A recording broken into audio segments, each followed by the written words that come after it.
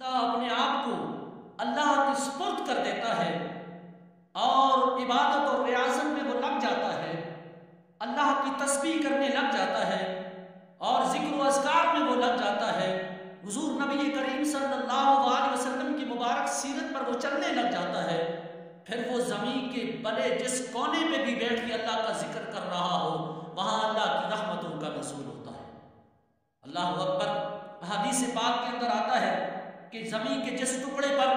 بندہ مومن جب اللہ کا ذکر کرتا ہے، اللہ کی عبادت کرتا ہے اور اپنی جبینوں کو اللہ کی بارگاہ میں جھکاتا ہے، زمین کا وہ ٹکڑا جہاں بندہ نماز پڑھ رہا ہوتا ہے، جہاں بندہ ذکر کر رہا ہوتا ہے، جہاں بندہ اللہ کی تسبیح بیان کر رہا ہوتا ہے، وہ زمین کا ٹکڑا فخر محسوس کر رہا ہوتا ہے، زمین کے باقی حصوں کو کہہ کر کہتا ہے کہ دیکھو میری شان، دیکھو میری عظمت، دیکھو کہ اللہ کا ایک نیک بندہ جو ہے وہ مجھ پر نماز پڑھ رہا ہے، اس کی برکت سے اللہ مجھ پر بھی اپنی رحمتوں کا نزول فرما رہا ہے نا۔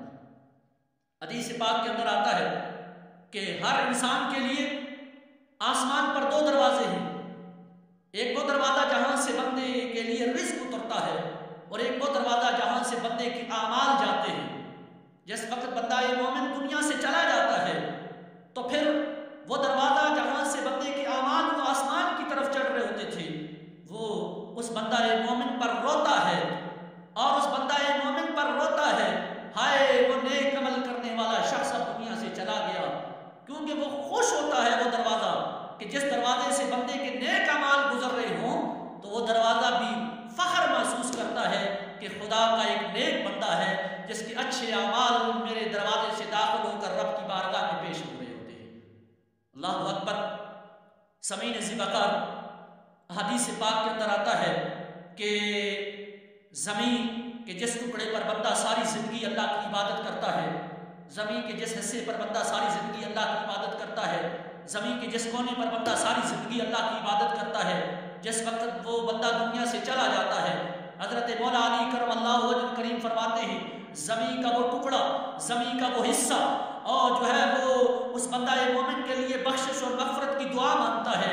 روتا ہے۔ اور ایک حدیث پاک کے اندر آتا ہے مولا علی کرم اللہ وجہ کریم فرماتے ہیں 40 دن تک زمین کا وہ ٹکڑا جہاں پر بندہ اللہ کی عبادت کیا کرتا تھا وہ زمین کا ٹکڑا بھی اس کے لیے روتا ہے، اور آسمان جہاں سے اس کے اعمال جس دروازے سے داخل ہوتے ہیں وہ آسمان بھی اس بندہ